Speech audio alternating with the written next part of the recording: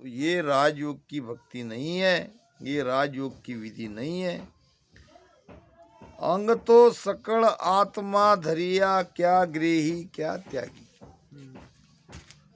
दो प्रकार के अंग है, या तो गृहस्थी है या तो त्यागी है। क्या त्यागी शरीर है, क्या गृहस्थी शरीर है? अंदर में जो आत्मा है, आत्मा का त्याग चाहिए। अब शरीर का त्याग करने से आत्मा अगर गृहस्थी चाहती है तो वो त्याग नहीं हुआ। त्याग भीतर का चाहिए, बाहर के त्याग से काम नहीं जमेगा, क्योंकि सारा अंग तो आत्मा ने धारण कर रखा है। वही आत्मा त्यागी है तो वही आत्मा गृहस्थी है।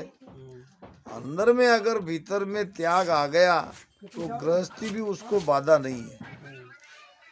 अगर त्याग नहीं आया तो जंगल में भी गया तो वो संसार लेके जाएगा। कहते हैं कि बहुत हम देखते हैं कि घर बार छोड़ के अपने बेटा बेटी पत्नी रिश्तेदार को छोड़ देते हैं, जंगल में चले जाते हैं। अब जंगल में जाने के बाद वहाँ भी उनको आश्रम बनाना पड़ता है, थोड़ी सी कुटिया बनाने के बाद धीरे धीरे जो घर में घर सामान लाते हैं वैसा सामान वो कुटिया में लाना हो जाता है। लाइट लेना पड़ता है, बिजली लेनी पड़ती है, फिर पंखा लेंगे, फिर और भी सुख सुविधा, फिर पलंग, फिर गद्दी। फिर धीरे धीरे शिष्य आने लगेंगे, शिष्य को बेटा बेटा कहेंगे। फिर अपने बेटे को छोड़ दिया, शिष्य को बेटा बनाया। फिर त्याग का हुआ? नहीं हुआ। ये त्याग नहीं हुआ। त्याग भीतर का चाहिए, बाहर का दिखेवा का त्याग कोई काम का नहीं है। अंग तो सकल आत्मा धरिया, क्या गृही क्या त्यागी। आप पचकर कर्मासु डरिया, निर्भय बुध कहाँ जागी। ये तो कर्म ना हो इसलिए डर डर के इन्होंने त्याग किया है, ये निर्भय नहीं हुए। निर्भय तो तब होंगे जब घट में नाम की जागृति होगी, निरंतर जगेगा, तब निर्भय होंगे, अन्यथा निर्भय होने का कोई उपाय ही नहीं है। तो अब राजयोग की विधि क्या है? पहले योग के बारे में समझो। योग किसे कहते हैं, योग कितने प्रकार के हैं, राजयोग में और बाकी योग में क्या अंतर है। योग का अर्थ होता है जुड़ना। योग यानी जोड़, जुड़ना। अब योग भक्ति में ये जो योग बने हैं, या हम भक्ति में अलग अलग योग के नाम से इन साधनाओं को जानते हैं, तो ये कर क्या रहे? ये सभी आत्मा को परमात्मा से जोड़ने का प्रयास कर रहे हैं। फिर कोई हठ योग करता है, हठ नाम जोर जबरदस्ती, मन पर जबरदस्ती करना। कोई अष्टांग योग करता है, 9 द्वारों को बंद करके अनहद धुन को ब्रह्मांड में सुनता है। बाएं पैर की एड़ी से गुदा को बंद करता है, दाहिने पैर की एड़ी लिंग स्थान पर रखते हैं, दोनों कान में अंगूठा डाल देते हैं और चारों उंगलियां ऐसे आँख पर रख देते हैं, दोनों ओठ को बंद कर लेते हैं और श्वासा को ऊपर चढ़ा के अनहद की ध्वनि सुनते हैं। ये एक अष्टांग योग हुआ। दूसरा अष्टांग योग यम, नियम, आसन, प्राणायाम, प्रत्याहार, धारणा, ध्यान, समाधि, ये 8 अंग से भक्ति करते हैं। ये भी योग है अष्टांग योगी।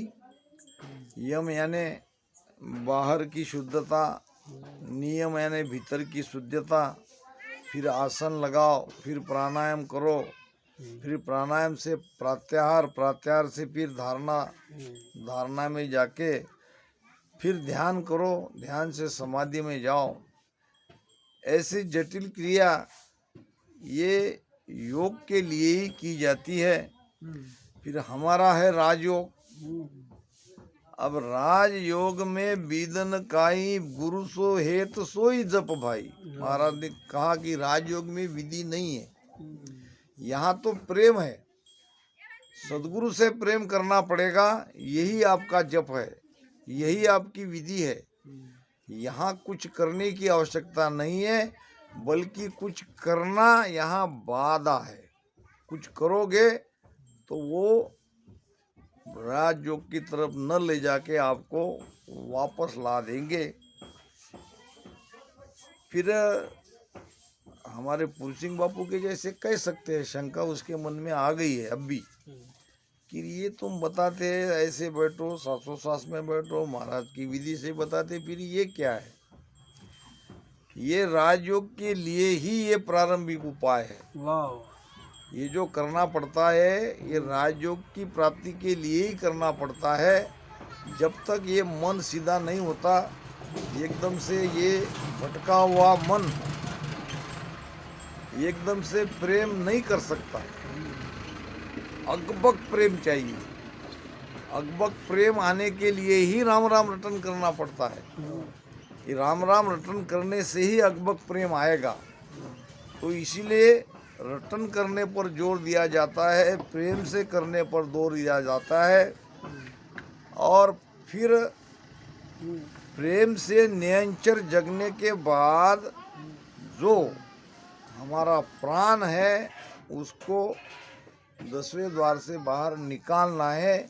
इसके लिए फिर नाम स्मरण सासों सास में करते रहना पड़ता है। वैसे ये निरंतर जागने के लिए कोई विधि विधान की आवश्यकता नहीं, यहाँ तो केवल प्रेम ही चाहिए।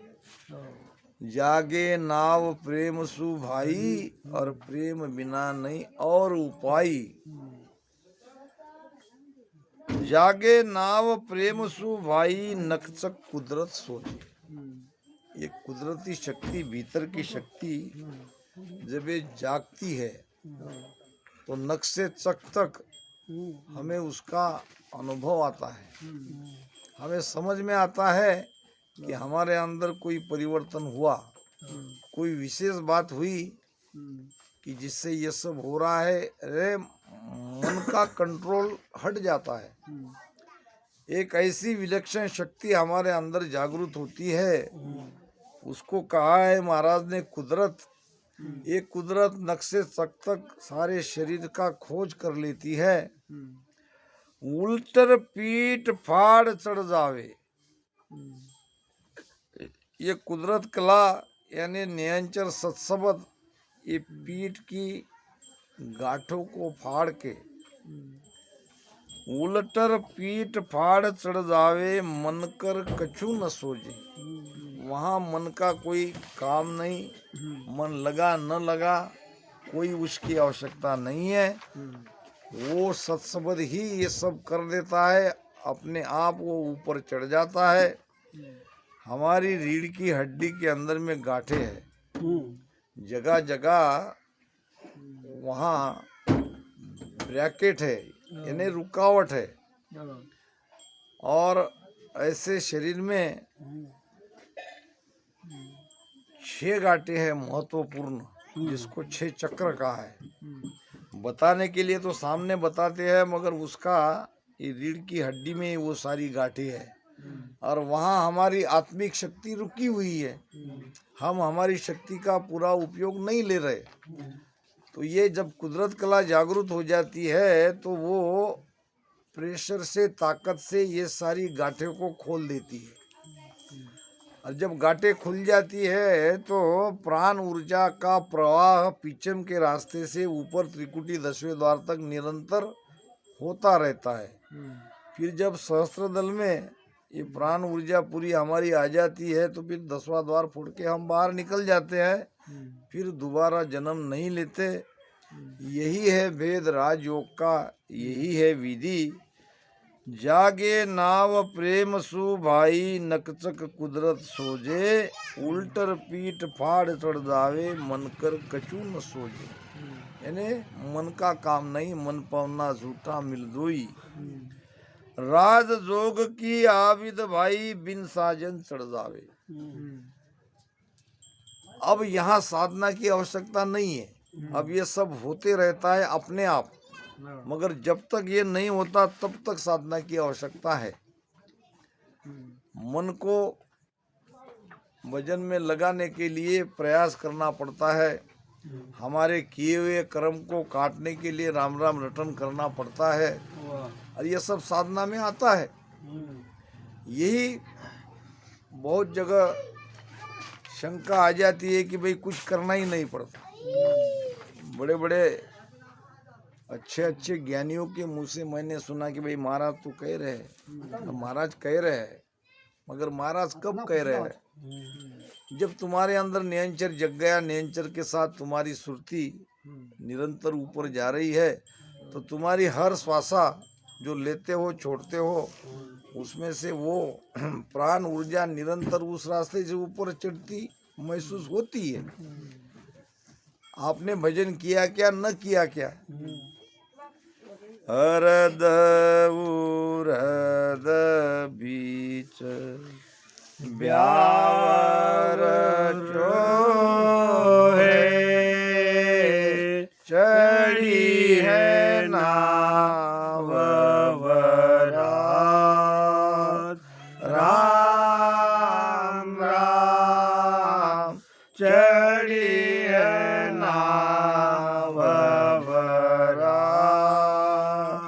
बीच मगेर लोया धुन सबद की, बीच मगेल होया धुन सबद की, चालत है दिन रात, चालत है दिन रात, नहीं रे सो लगन दूजो कोय, नहीं रे सो लसर दूजो को, इन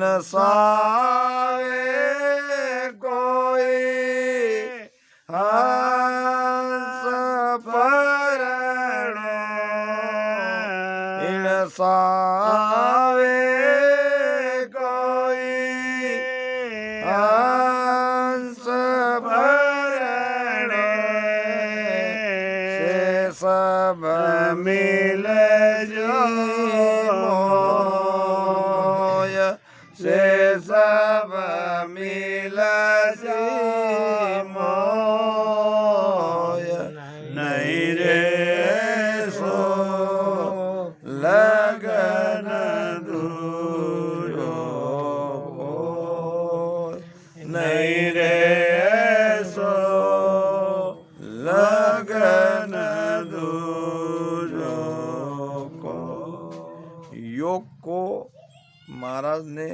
दूसरी तरह से समझाया है। लगन, लगन यानी शादी ब्याह। शादी ब्याह में क्या होता है, वहां भी जोड़ है, लड़का लड़की को हम मिलाते हैं, ये भी तो योगी है। एक हमारी सामाजिक प्रक्रिया है, जब बेटा बेटी की शादी की उम्र हो जाती है तो हम उनकी शादी करते हैं। अब यहाँ भी भीतर में शादी करनी पड़ती है सुरती की, और शब्द है उसका पति,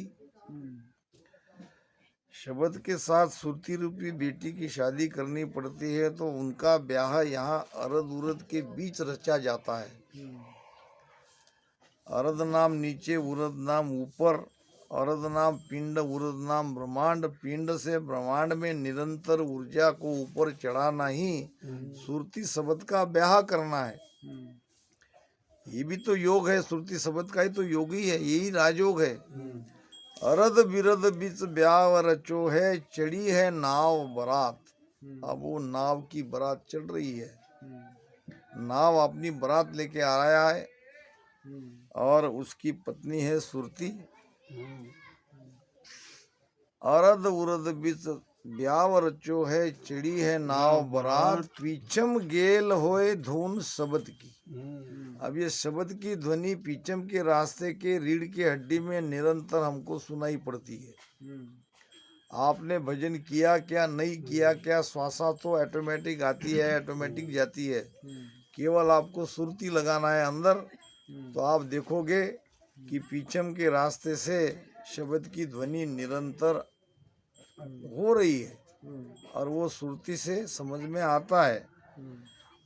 पीछम गेल होए धुन शब्द की चालत है दिन रात। तो ब्याह कहो उसको राजो कहो, बात एक ही है, किसी भी तरह से समझ लो, समझना वही है, ज्ञान वही है। हर तरह से महाराज ने इसको समझाने का प्रयास किया है। राज जोग की आबिद भाई बिन साजन चढ़ जावे। तो ये जो नाम ऊपर चढ़ता है, नाम के साथ सुरती आनंद लेती है, इसमें साधना करने की आवश्यकता नहीं है, ये होते रहता है, केवल आपको सूरत लगाने की आवश्यकता है। मगर कब तक, जब तक ये स्थिति नहीं होती तब तक, इसके पहले तो सब कुछ करना ही पड़ता है। ताली लगे न टूटे कोई, आसेज समाध कहावे। ताली कहते समाधि को। अब पीछम के रास्ते से जब ऊपर ध्यान चला जाता है, सहस्त्रदल कमल में जब हमारा ध्यान लग जाता है तो वहाँ सहज समाधि लगती है। सहज समाध रात दिन हुई, मन पवना झूठा मिल दोई। और वो समाधि टूटती नहीं है, यानी वो लिव अखंड रहती है। समाधि अवस्था में से हम बाहर नहीं निकलते, थोड़ी देर के लिए निकले भी तो वो वापस और वहीं चले जाते हैं। एक समाद पवन संग, एक पवन से न्यारी, एक निद्रा माई मिट गई नासद, एक अखंड प्यारी। समाधि के भी कई प्रकार महाराज ने बताया है। एक पोहर सवा लग धारे, एक जुगा लग भाई। एक समाधि सवा पोहर की है तो एक 12 बरस की है, तो एक खिरे खर जाई, एक लगती है टूटती है। एक निद्रा माई मिट गई नासत, एक अखंडित प्यारी। तो ये सहज समाध जो है ये टूटती नहीं है, ये लगी रहती है। जो समाधि टूटे नहीं उसको सहज समाधि कहते हैं। ताली लगे न टूटे कोई, असहज समाध कहावे। ये सहज समाधि है और ये सहज समाधि राजयोग की भक्ति में लगती है। जो पीछम के रास्ते से ऊपर चढ़ते हैं उसको ये सहज समाधि लगती है। के सुखराम भोग सो भोगे, सेज होण सो होई। अब समाधि लगने के बाद लक्षण कैसे आने चाहिए, महाराज फरमाते हैं, वो रात दिन भोग भोगता है। कहाँ? त्रिकुटी में। कौन सा भोग?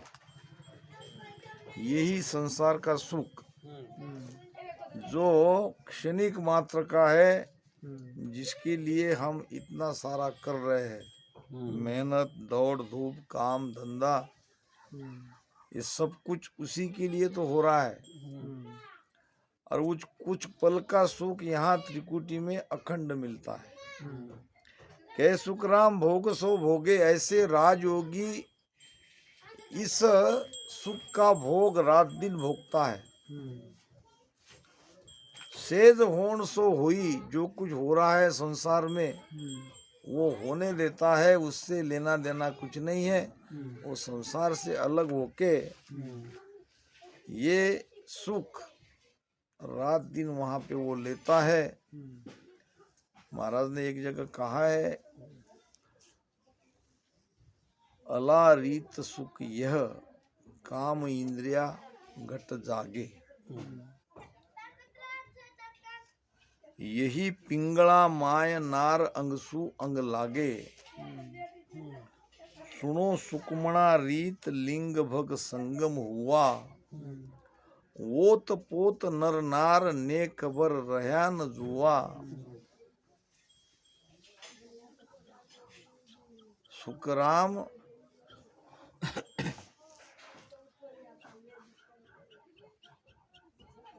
नेक बर नर नार नेक बर रहा न जुआ। सुखराम महाराज ने एक भजन में कहा, एक विषय में कहा है कि ये ईड़ा और पिंगला के बीच में दो सुषमना है। सुषमना का सुख ये स्पर्श सुख के जैसा है। सीख ज्ञान केता फिरे सुखराम उलट जे पोच सी, सेजस सुख लेसी जाय। सीख ज्ञान केता फिरे से रुड़िया जगमाए। ये ज्ञान को बानी पढ़ने से वो सुख नहीं मिलता।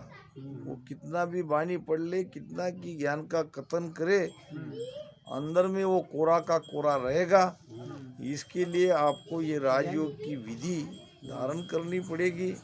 और सुषमना का सुख कैसे मिलता है, कैसे वो अखंड होता है, ये धीरे धीरे सदगुरु के पास जाके ये सब उनकी कृपा से ये सब अंदर में होता है।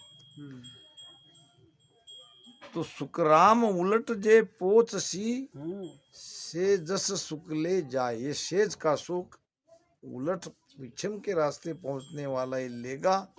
सीख ज्ञान केता फिरे से रुड़िया जगमाए। तो ये कहने का विषय नहीं है, ये अनुभव का विषय है। घी साव पुष्पंग जलमीन पंथो, उड़े बिहंग भवरा कहाँ गेल संतो। सेजास सुखंग सो जीव जाने, जो जीव जाने यूं ब्रह्म सुखंग कोई संत विचारे। जैसे सेज का सुख जीव जानता है, इसी प्रकार त्रिकुटी में रात दिन वही सुख कोई संत ही अनुभव कर सकता है। कै सुखराम भोग सो भोगे, सेज होण सो हुई। अब उसके सामने ये सृष्टि चक्र का कोई लेना देना नहीं है। सृष्टि में जो कुछ होता है वो होने दे, उससे कोई अपने को मतलब नहीं है। वो तो अपने भीतर के आनंद में मग्न रहता है। त्रिकुटी माय शब्द सुख भारी, आठ पौर कहूँ।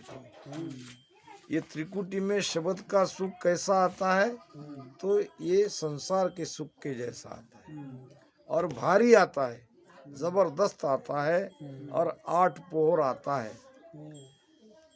तात्या को महाराज ने कहा है, त्रिकुटी में सुख पाँच है, महिमा मेरी जान। त्रिकुटी में शब्द स्पर्श रूप रस गंध पांचों विषय का सुख मिलता है।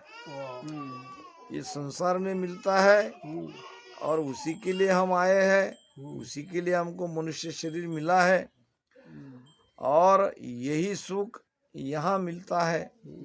ये सुख के लिए कर्म करना पड़ता है, मेहनत करनी पड़ती है। यहाँ कुछ करने की आवश्यकता नहीं है। सुख में कोई अंतर नहीं है, इससे कई गुना वो ज्यादा सुख है। तो इस प्रकार राजयोग का भेद, राजयोग की विधि महाराज ने इस आदर्श के द्वारा हमें समझाई। यही है राजयोग। अगर बिना कुछ किए अपने आप अगर सुख मिल रहा है, आपको वही सुख मिल रहा है, तो आप राजयोगी हो।